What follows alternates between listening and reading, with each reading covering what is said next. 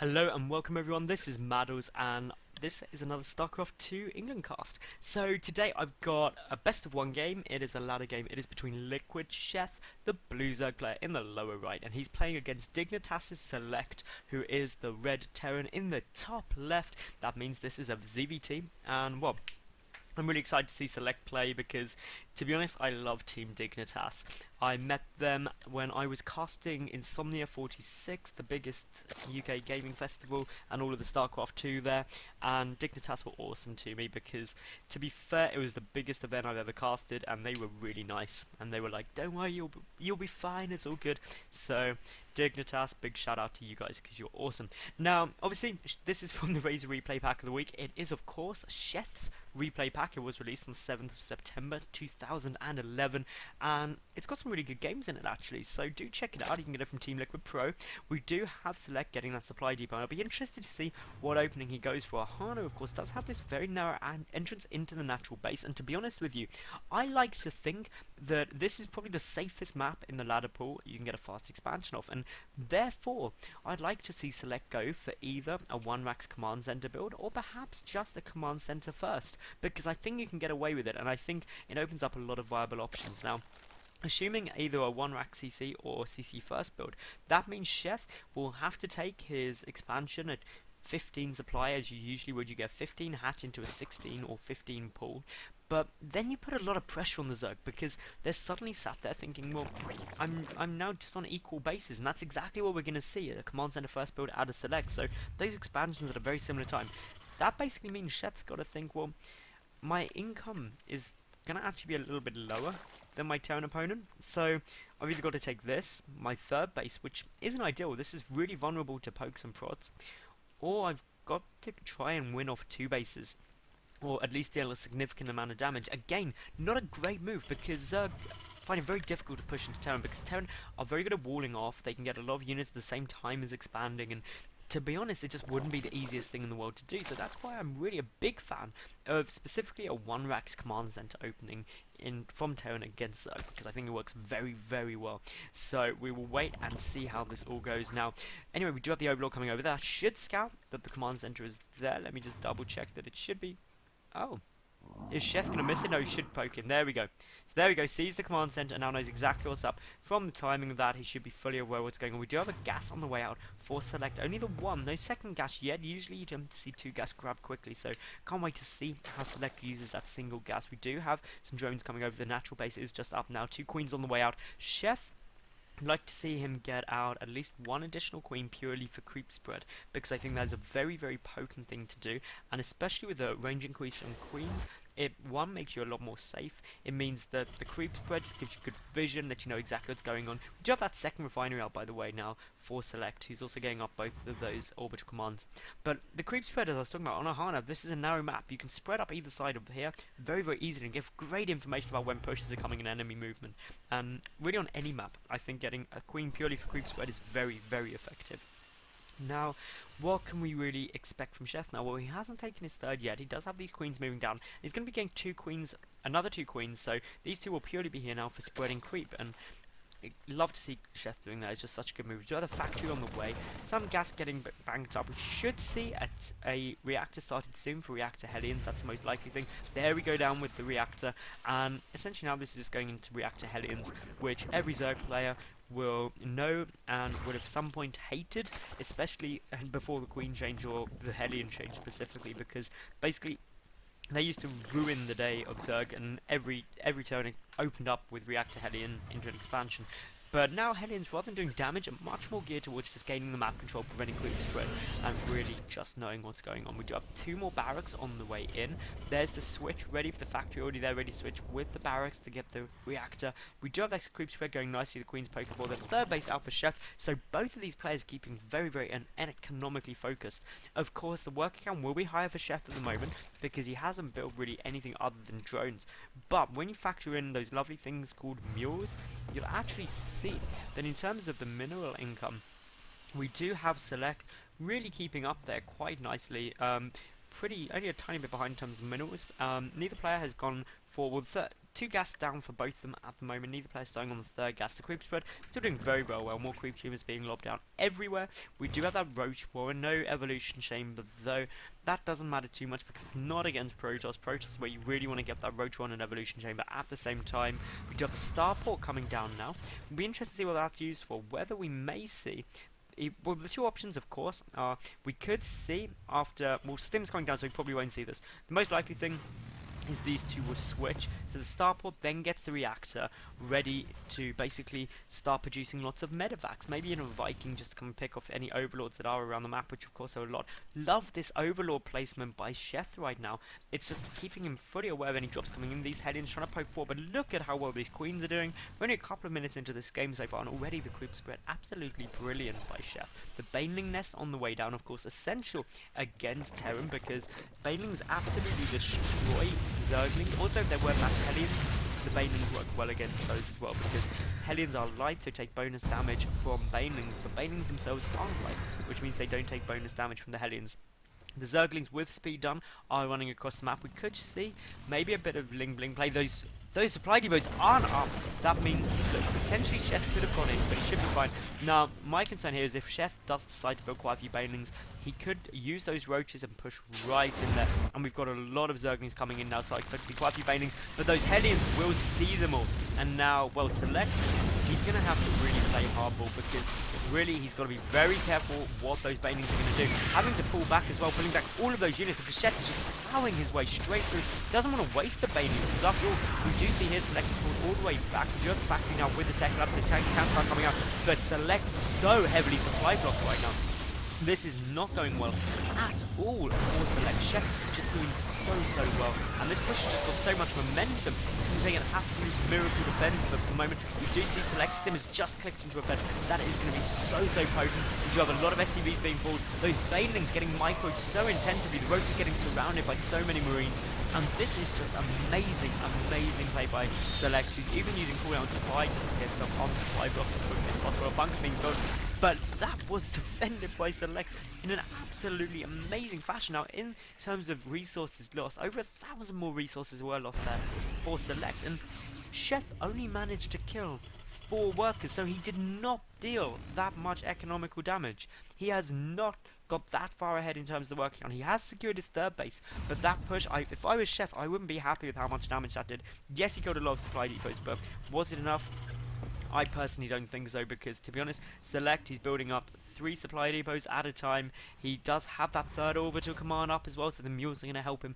And to be honest, Sheth, he could be in some trouble now. He has only just started, well, his morphing layer is 3/4 done. We do have the 1/1 upgrades coming out, but of course the 1/1 upgrades are already or slightly ahead for Select, so Select there with the better upgrades. He's got siege mode on the way, Stim down, no key tech was taken down by Sheth either, so really all Select lost was units, and he basically forced Sheth to lose a lot more. We do have a 4th command center coming down. Select here just building all the command centers because command centers are nearly as good as Marines, guys. That's how amazing they are.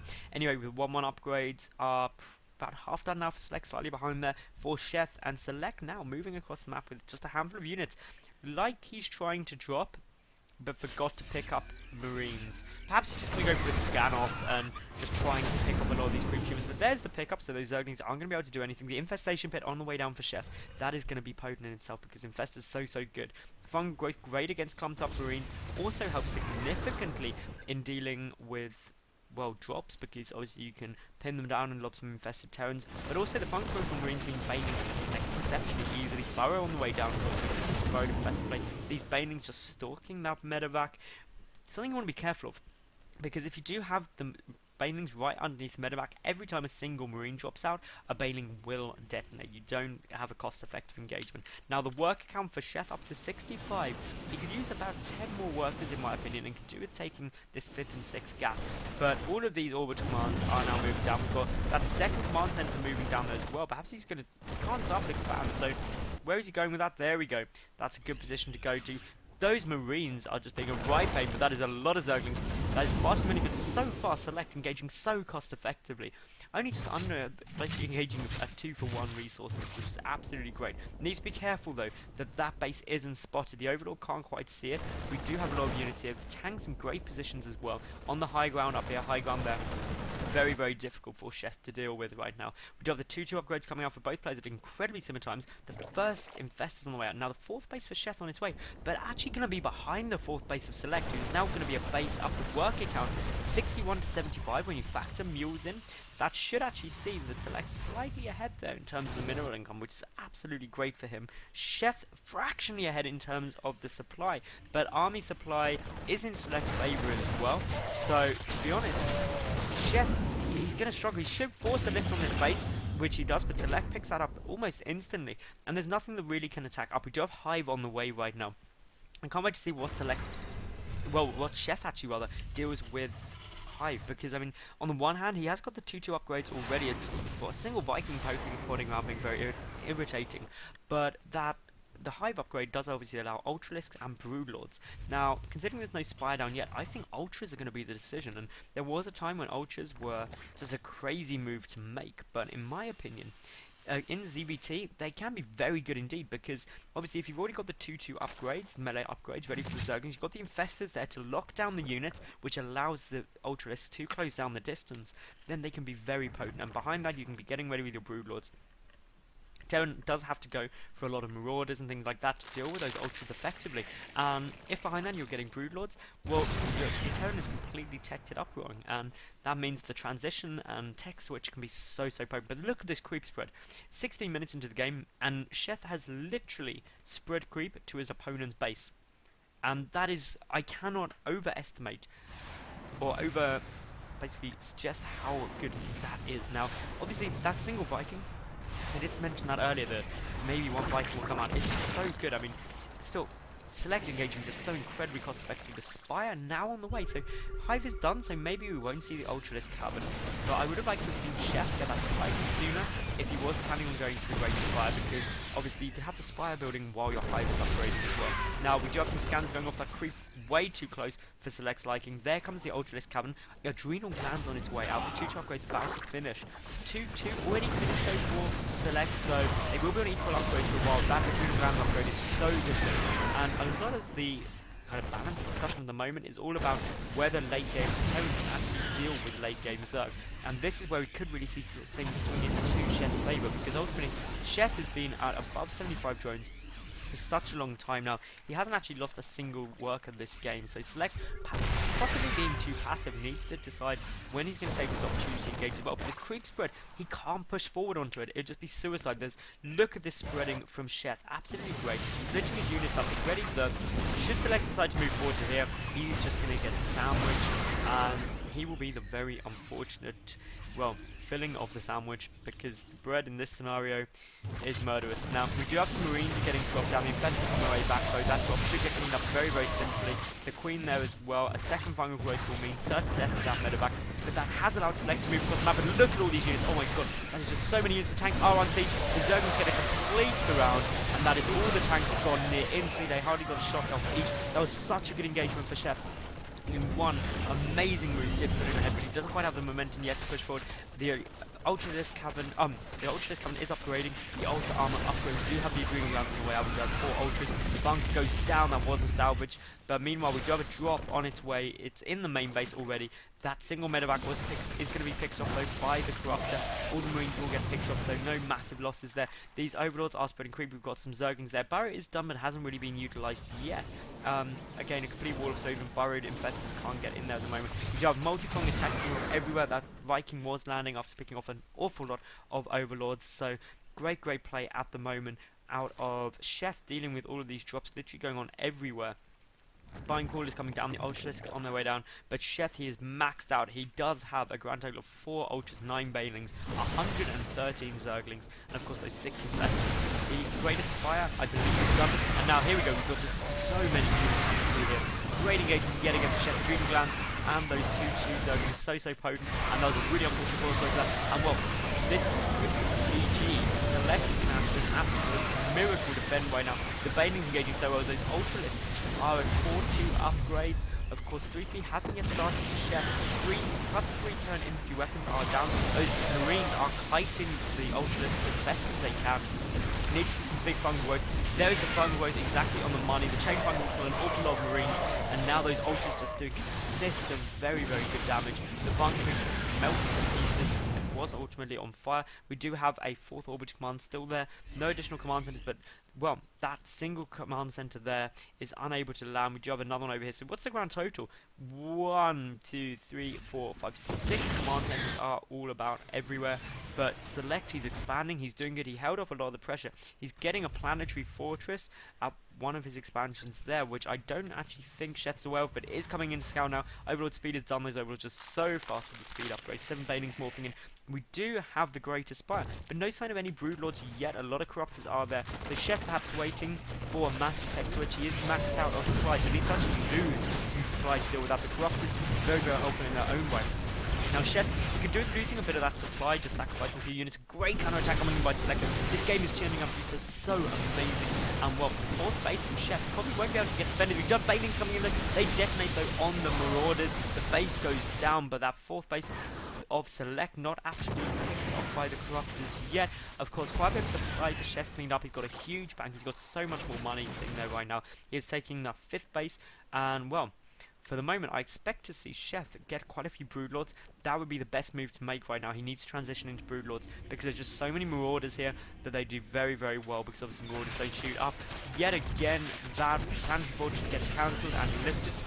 But Chef needs to be aware that a counterattack could come in. The Corruptors dealing good damage and will pick off that orbital command should they be allowed to continue, which is precisely what they will be allowed to do. So that is a bit of a loss there. Only 2 tanks on the field for dSeleCT at the moment. And of course the creep spread is there. 1 scan already goes off. I don't know if the Bard Zone has been spotted. A 2nd scan force, obviously forcing 2 scans is absolutely great. We don't have any drops going down yet. I'm just flicking around checking. The 3-3 upgrades haven't come down. The 2 evolution chambers were picked off by the drop, I believe, earlier on. But well, this is oversaturation for sure, and that needs to basically be sorted out. Long-term mining going on there, and well, 83 to 50 workers. Chef trying to bait a bit of engagement out of dSeleCT, but of course the sensor tower is down, something that's quite underused. Those Marauders and Marines will get a couple of infested kills trying to defend that 5th base, and well, we do have Chef pushing across to do big damage here, and well, it's great tanks, but look at how long this line of tanks are. But with those Ultralisks, with the Banelings, everything is just getting a move to death. Chef remaxing on Zerg, 50% on the way. We do have 4 more infested as well. This line of supply depots and bunkers will go down very, very quickly.